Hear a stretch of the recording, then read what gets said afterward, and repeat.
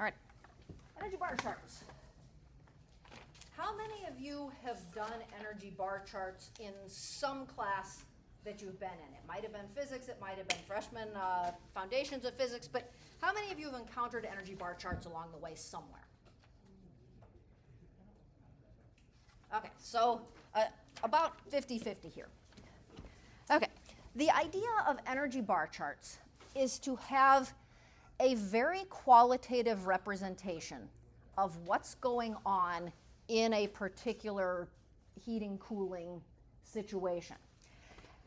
And to basically look at all the parts and pieces of your situation in terms of energy coming and energy going.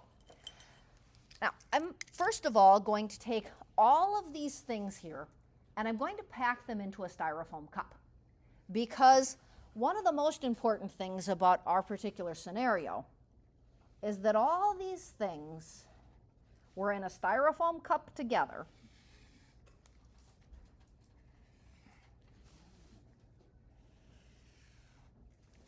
And therefore, no energy was coming or going from the styrofoam cup, which means that we have some tap water, a piece of metal that came in the form of an automotive nut, and some hot water.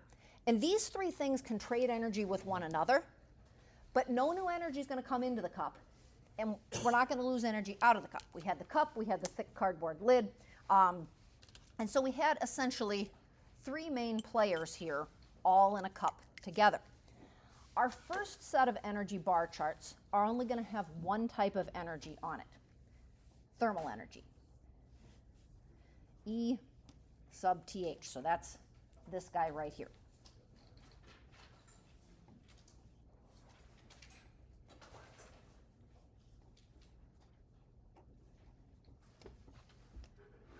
I have to occasionally remember to jiggle that. Okay, thermal energy. Thermal energy is energy stored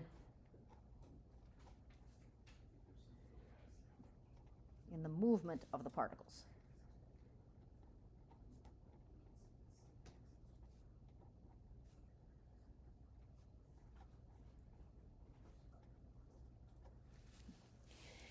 And so that kind of goes back to our idea of when we were doing the gases on our gas loss simulation, where we saw that the average kinetic energy of the particles was proportional to the Kelvin temperature of the gas particles involved.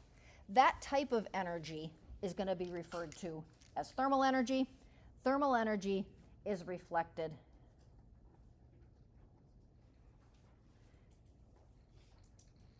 in the temperature of the sample.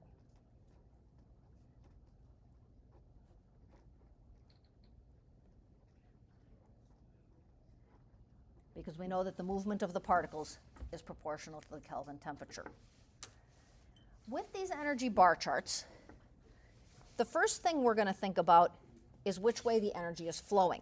These little circles are representing each of these things. But rather than try to draw tap water, a metal nut, and hot water, we let every object just be represented by a circle. So the first thing you're going to do is you're going to figure out in every case which way the energy was flowing. So this little circle represents our tap water. Over the course of the experiment, the tap water got warmer, so we simply draw an arrow in to say tap water was absorbing energy. Our piece of metal was sitting in the tap water when this whole thing started, so along with the tap water, the piece of metal absorbed energy. And our hot water, which is represented by this last circle, was the water that we added from our coffee pot over there. And the hot water was the source of the energy that got absorbed by these. So essentially, the energy went out of the hot water, and that energy that left the hot water went into the metal and went into the tap water. I think the hardest part about energy bar charts for people is that the number of bars you draw doesn't really represent a particular amount of energy. it's really, really qualitative, and getting people to allow it to just be kind of qualitative is at times a little bit of a challenge. What we're going to do here is we're going to give a couple of bars of energy to the tap water and the metal. Okay, so it doesn't really matter how many, but since they started out at the same temperature, we're going to give them the same number. And I'm just going to pick 2. They weren't particularly hot, they weren't particularly cold. And the hot water was particularly hot. If you got any on your fingers, you would have discovered that that was the case. So I'm going to give the hot water quite a few of these. We'll give it maybe 5 bricks of energy. Now, this has no quantitative relationship to the temperature, just these had less thermal energy than the hot water. By the end of the experiment, all of them were at the same temperature.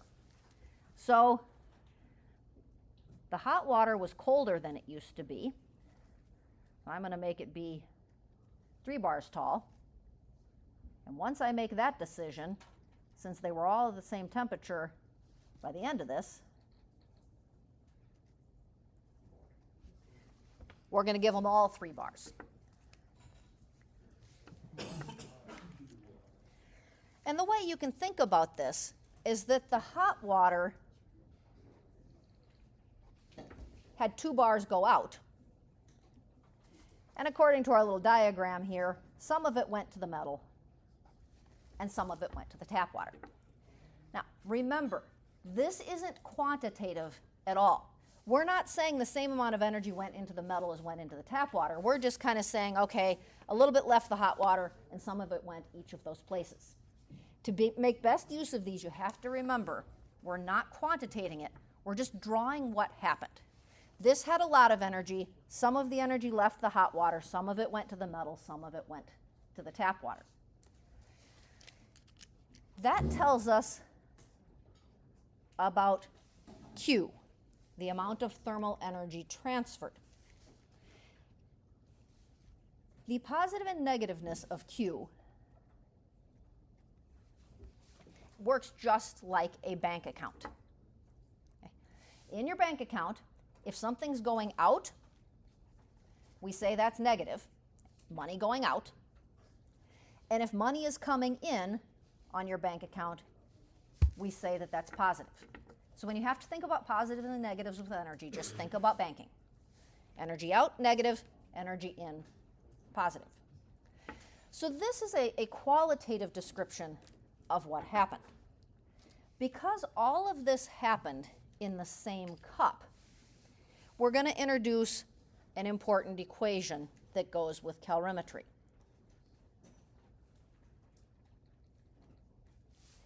The generic version of this is basically to say when everything's packed into a calorimeter, all of the positive pieces have to exactly add up to all of the negative pieces, because we're not going to gain or lose any energy from the cup. We're just going to hand it around internally.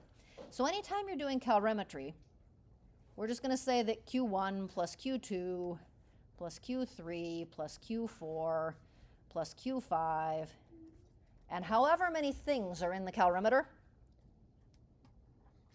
all that has to add up to 0, because some of them will be positive and some of them will be negative. And we don't really have to super duper focus on making the positive ones positive and the negative ones negative, because the delta T value will be either positive or negative, which will then make these be appropriately positive or negative. Specifically in context with your experiment, the energy associated with the tap water, which is going to end up being a positive number, plus the thermal energy transferred to the metal, which is also going to be a positive number, plus the energy leaving the hot water, which is going to be a negative number, has all got to add up to 0.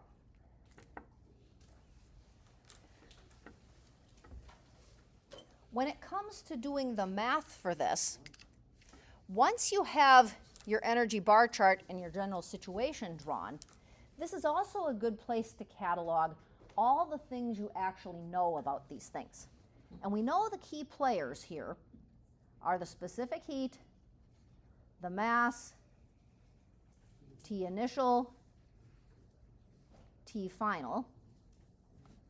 That's going to let you calculate delta T, which in the case of the tap water is going to end up being something positive because it's always final minus initial.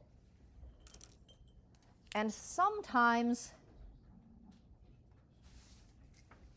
the thing you might know is Q instead of some of these other finer details. And so for every single object, specific heat, mass, temperature initial, temperature final, change in temperature, which in this case is going to be some kind of a positive number, and maybe eventually you know Q. Specific heat, mass, temperature initial, temperature final, change in temperature, which in this case is going to be negative, and possibly eventually we will know Q. And that's kind of my favorite way to organize myself for a calorimetry experiment. Figure out what the objects are that are in the calorimeter, figure out what do I know about each of those objects, and then use this equation that all the Q's have to add up to 0 to basically work myself to the point of knowing all of these different values. So we're going to